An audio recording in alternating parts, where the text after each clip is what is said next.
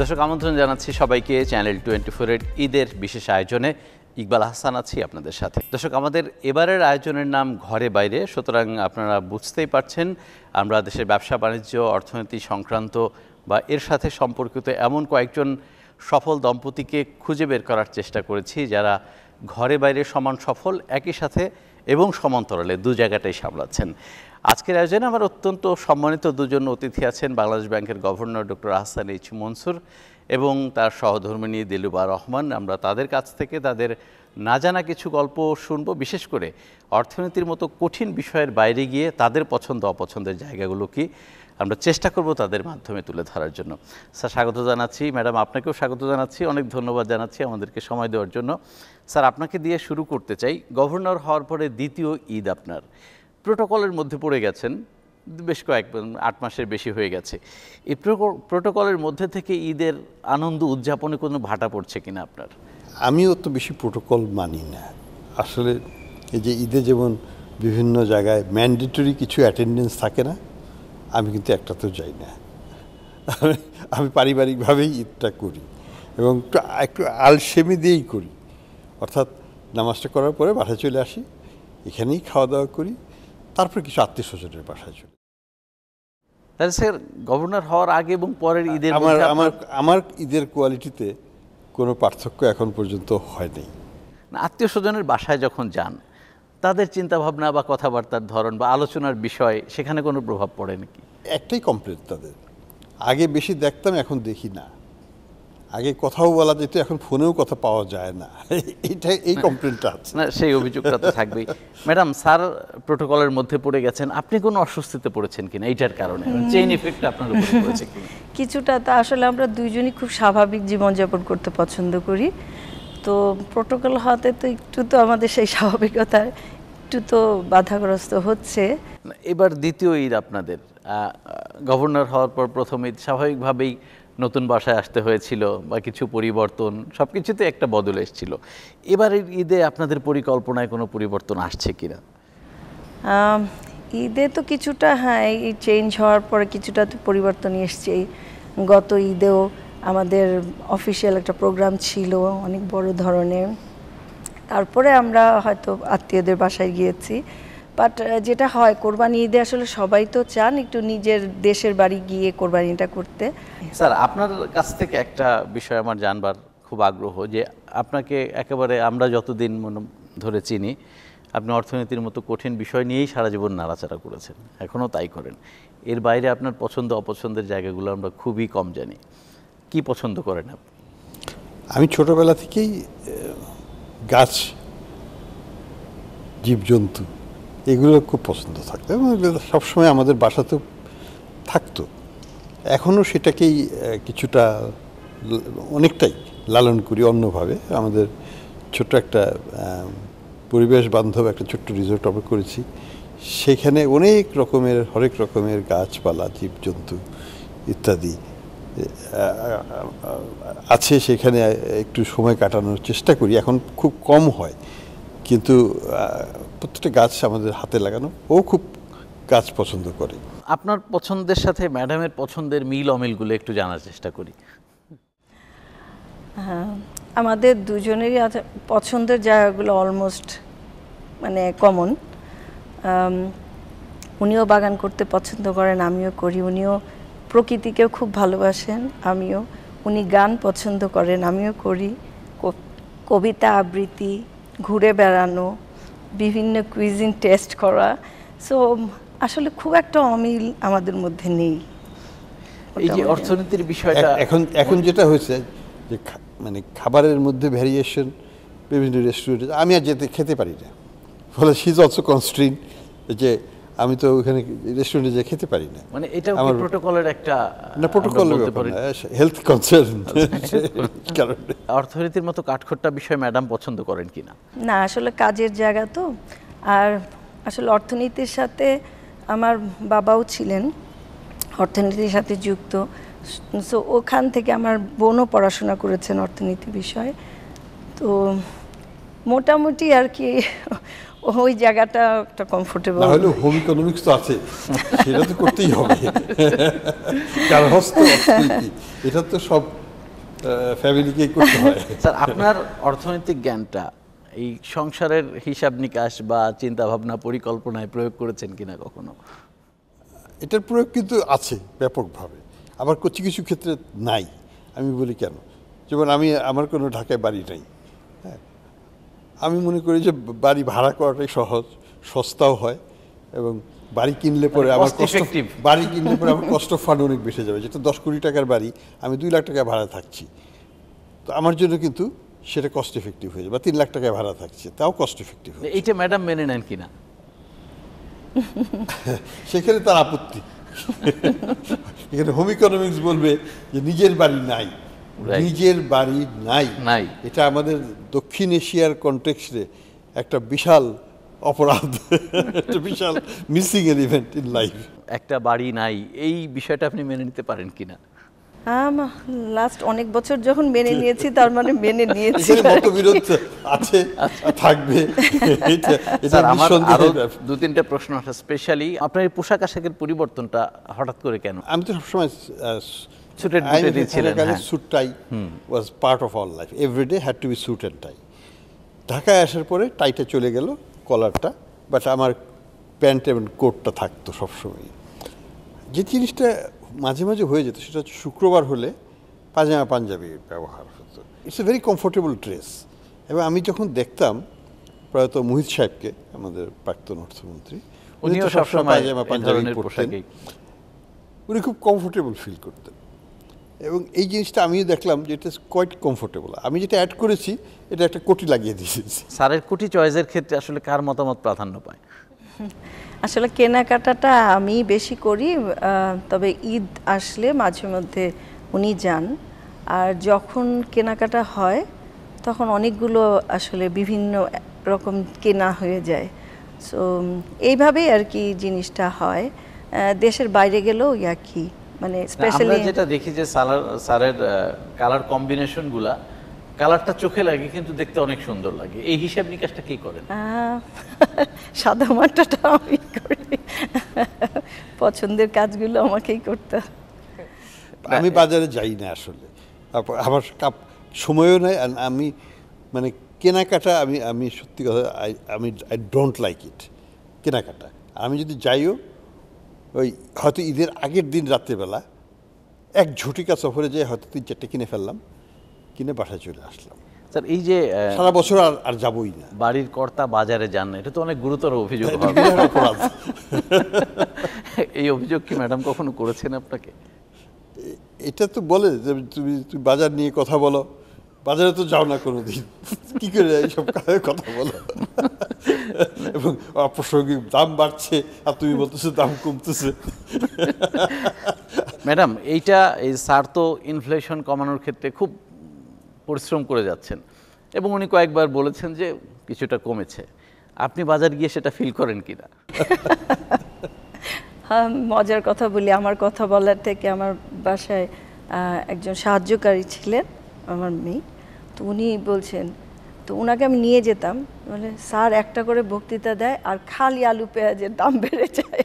So ওখান থেকেই অ্যান্সারটা বোঝা যায়। স্যার ইনফ্লেশন যে জায়গাটায় নিয়ে এসেছে এবং মাঠের যে বাস্তবতা, এই দুটার মধ্যে যে পার্থক্য আছে স্যার, আমি তো এখানে বসেই শুনলাম। আপনি আসলে কি ফিল করেন যে আপনি কাগজ কলমে যতটুকু কমিয়েছেন, মাঠে ততটুকু কমেছে কিনা? না, এটা পার্থক্য থাকবে, কারণ আমরা সাধারণ মানুষরা, ইনক্লুডিং সহ, সেটা হলো বাজারের মূল্যস্ফীতি বলতে তারা মিন করে যে দাম কমবে। আমরা যেটা অর্থনীতিতে বলি সেটা হচ্ছে দাম কম বাড়বে। কাজে বাড়বে তো বটে, কিন্তু কম হারটা কমে যাবে। কিন্তু এক্সপেকটেশন হচ্ছে দাম কেন কমে না, এইটাকে তো ম্যাচ করা তো সম্ভব না, এটা অসম্ভব ব্যাপার, এটা হওয়া উচিত না। কারণ দাম কমলে পরে তো ইকোনমিতে ডিপ্রেশন চলে আসবে। ছোটবেলার একটা গল্প যদি একটু, যেহেতু বাবার চাকরি সূত্রে বিভিন্ন জায়গায় গিয়েছেন, ঈদের স্মৃতি কি মনে আছে? সবচেয়ে আনন্দময় ঈদ কোন সময়, কোনটা ছিল আপনার কাছে? একেবারে ছোটবেলায় যখন ছিলাম, বিশেষ করে যেটা মনে পড়ে বেশি, সিলেটে আমরা ছিলাম, 3 বছর ছিলাম।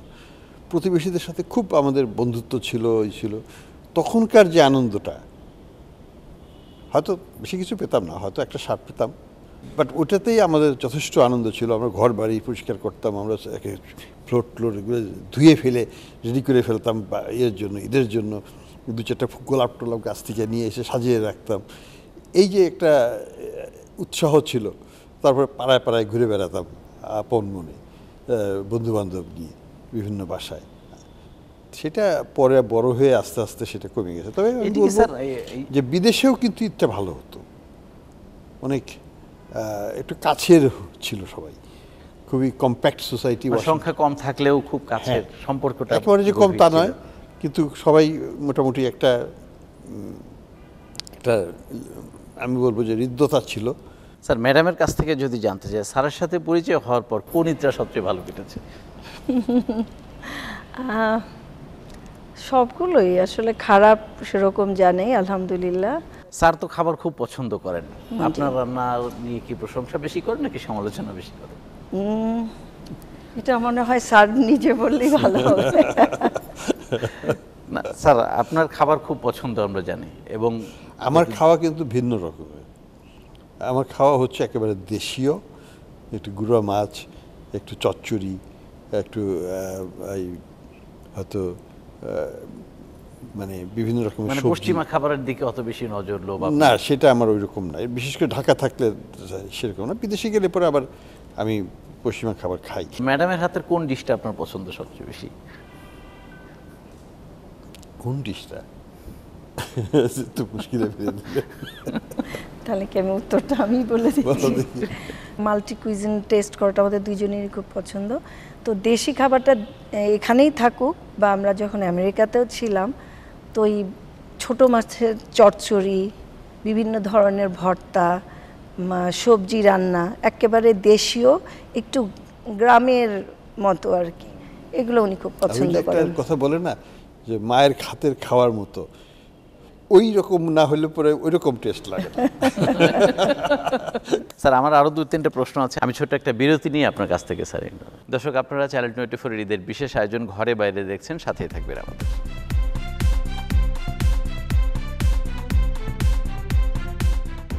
দর্শক, আবারও স্বাগত জানাচ্ছি। আপনারা চ্যানেল 24 ঈদের বিশেষ আয়োজন ঘরে বাইরে দেখছেন। আমরা অত্যন্ত সম্মানিত দুজন অতিথির সাথে আজকে আলাপ করছি, বলা যায় ঈদের আড্ডা দিচ্ছি। ডক্টর হাসান এইচ মনসুর, মাননীয় গভর্নর বাংলাদেশ ব্যাংক, এবং ওনার সহধর্মিনী দিলরুবা রহমান। আবারও আপনাদের দুজনকে স্বাগত জানাচ্ছি। স্যার, গভর্নর হিসেবে দায়িত্ব নিয়েছেন প্রায় 9 মাস। এই সময়ে আপনি কতটুকু কি করতে পেরেছেন? নিজেকে 100-তে কত মার্ক দিতে চান? কিছুটা তো সফলতা দেখতে পাচ্ছি। আমি মনে করি মূল্যস্ফীতির কথা নিয়ে আলাপ করলাম, আমি মনে করি যে আমার বেশ অর্জন আছে। তারা মনে করছে যে না, এখনো হয়নি। আমিও মনে করি যে এখনো পুরোপুরি হয়নি।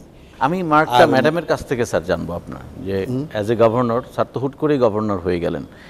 আমরা একটু আভাস পাচ্ছিলাম, কিন্তু মানে এত দ্রুত হয়ে যাবে সেটাও ফিল করিনি। গভর্নর হওয়ার পর থেকে 7-8 মাসে উনি যে দায়িত্বগুলো পালন করেছেন, আপনি তাতে 100-র মধ্যে কত মার্ক দিতে চান?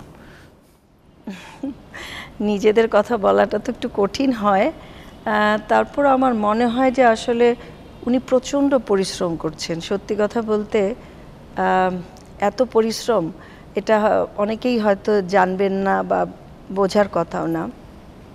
মোরলেস এভরি নাইট উনি কিন্তু 2টো, 2:30টা, 3টা পর্যন্ত কাজ করেন। সারাদিন অফিসে প্রচণ্ড ব্যস্ততা। বিদেশে যে রাষ্ট্রীয় কাজে যাচ্ছেন, ওখানে মানে সকাল থেকে একদম রাত অবধি কোনো বিরতি নেই। সেটা যদি আমি 100-র মধ্যে বলি, আমার কাছে মনে হচ্ছে যে অ্যাটলিস্ট 80% বলবো। অসাধারণ নম্বর। স্যার, আপনি তো কাজ করছিলেন, গভর্নরের দায়িত্বটা আপনার উপরে আসবে কি আসবে না হয়তো আপনার সাথে আলাপও করা হয়নি খুব বেশি। দায়িত্বটা এসে যখন পড়লো, এটা কি বোঝা মনে হলো, নাকি একটা মনে হলো যে দায়িত্ববোধ, যেটাকে ওন করে সামনে এগিয়ে নেওয়া যায়? এখন আমি সবসময় একটা জিনিস বলতাম, এবং অনেককেই বলেছি, যে যখন পাবলিক সার্ভিসের ডাক আসবে, it is obligatory two respond positively. আমাকে ডাক দিয়েছে, আমি সাড়া দেব। আমি যদি ব্যর্থ হই, আমি চলে যাব। আমাকে যদি কাজ করতে না দেওয়া হয়, তাহলেও আমি থাকবো না। কিন্তু আমাকে যদি কাজ করার সুযোগ দেওয়া হয় এবং সার্ভিসটা ডেলিভারি করার সুযোগ দেওয়া হয়, আমি এটা করে যাব যতদিন পারি। এটা একটা জিনিস। দ্বিতীয়ত হচ্ছে যে আমাকে অনেকেই বলে যে এত মানুষের সাথে দেখা করার কি দরকার। আমি মনে করি যে এটা জনসেবার একটা দায়িত্ব আছে। একটা তো হচ্ছে পলিসি রিফর্ম দিয়েছে, আরেকটা হচ্ছে যে ইন্ডিভিজুয়াল অনেক সাফারার, ব্যাংকের ঋণ আটকে গেছে, ছুটোতে পারছে না, সারা জীবনের একটা প্রতিষ্ঠান গড়ে তুলেছে, সেটা একটা ধাক্কায় ধসে গেছে, যে কারণেই হোক। আমি সহজে বলতে পারি ঋণ খেলাপি, কিন্তু সেটা কিন্তু একটা খুব নিষ্ঠুর একটা শব্দ। তার হয়তো সারা জীবনের প্রচেষ্টা ঋণ খেলাপিতে পরিণত হয়ে গেল। আমি এটাকে অন্য দৃষ্টিতে দেখতে চাই। আমি দেখতে চাই যে সে কি ঘুরে দাঁড়াতে পারবে, যদি পারে তাকে কেন আমরা সুযোগ দিতে পারবো না। এটা তো সবার, তার জন্য লাভজনক, আমার ব্যাংকের জন্য লাভজনক, অর্থনীতিতে কর্মসংস্থানের জন্য লাভজনক। তো এই দৃষ্টিকোণ থেকে আমি দেখি, এই জন্য আমি সবার সাথে দেখা সাক্ষাৎটা করি, তাদের অভিযোগগুলো শুনি এবং চেষ্টা করি ইন্ডিভিজুয়াল লেভেলে অথবা সেক্টর লেভেলে এটাকে কিছুটা হলেও যদি অ্যাড্রেস করা যায়। স্যার, আমরা শেষ দিকে চলে এসেছি, আবারও একটু পারিবারিক গল্প শুনবো। আপনি তো এমনিতে সংসারে খুব বেশি সময় যে দিতে পেরেছেন সেটা আমি বলবো না, আপনার সারা জীবনই ব্যস্ততা ছিল।